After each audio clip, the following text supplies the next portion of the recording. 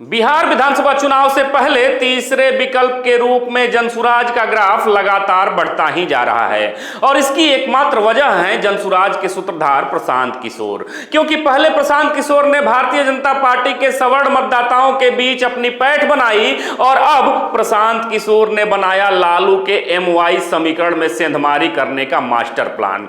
ऐसे में जहां एनडीए हुआ हैरान तो वहीं महागठबंधन भी नजर आ रहा परेशान। दरअसल आपको बता दें कि बिहार में विधानसभा चुनाव के लिए अब कुछ ही महीनों का वक्त शेष बचा है।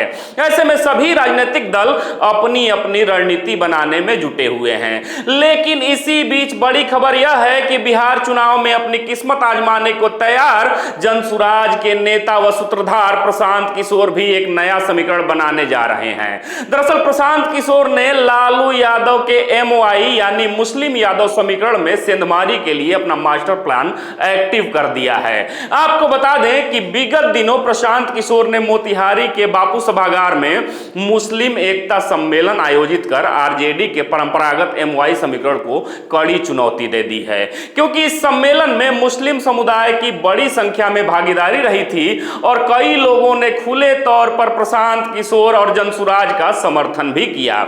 ऐसे में अब राजनीतिक विश्लेषकों का मानना है, उनका कहना है कि प्रशांत किशोर की यह पहल बिहार की राजनीति को बदल सकती है। ऐसा इसलिए क्योंकि प्रशांत किशोर ने सम्मेलन में भावनात्मक अपील करते हुए साफ तौर पर कहा कि हमें आपका वोट नहीं चाहिए, हमें आपका साथ चाहिए, फिलहाल आपके साथ के लिए हम इंतजार कर रहे हैं।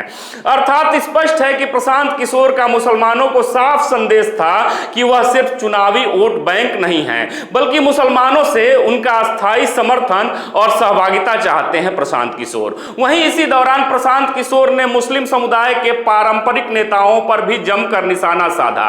निशाना साधते हुए प्रशांत किशोर ने कहा कि मुस्लिम नेताओं ने ही आपके समुदाय को ठगा है। इतना ही नहीं, प्रशांत किशोर ने लालू प्रसाद यादव पर भी सीधा हमला कर दिया और कह डाला कि लालू जी ने सिर्फ भारतीय जनता पार्टी का डर दिखाकर अब तक मुसलमानों से वोट लिया है और उन्हें ठगा है। ऐसे में मुस्लिम समुदाय सोचे कि अब तक उनके साथ सही हुआ है या फिर गलत हुआ है। बहरहाल प्रशांत किशोर के इस प्लान पर राजनीतिक विश्लेषकों का यह भी मानना है कि प्रशांत किशोर की यह पहल बिहार की राजनीति को नए मोड़ पर ला सकती है। क्योंकि अब तक लालू प्रसाद यादव का एमवाई समीकरण उनकी सबसे बड़ी ताकत रही है। ऐसे में अगर जनसुराज उसमें सेंधमारी करने में सफल हो जाता है तो यह आरजेडी के लिए बड़ा झटका साबित हो सकता है।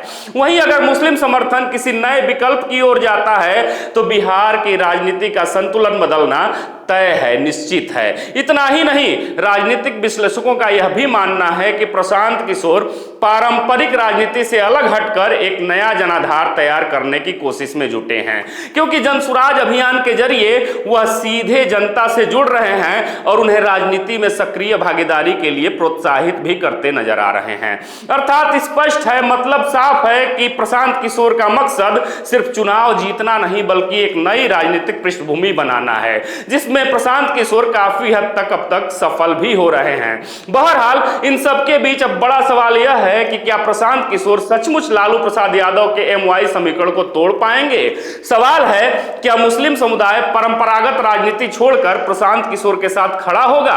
हालांकि इन सवालों का जवाब आने वाले चुनाव में ही पता चल पाएगा, लेकिन इतना जरूर तय है कि प्रशांत किशोर ने बिहार की राजनीति में एक नई बहस छेड़ दी है, एक नया आयाम रच दिया है। इस पर आपकी क्या प्रतिक्रिया है, जवाब जरूर दीजिएगा। फिर से मिलेंगे एक नए वीडियो में, तब तक देखते रहे खबरों खिलाड़ी। जय हिंद, जय भारत।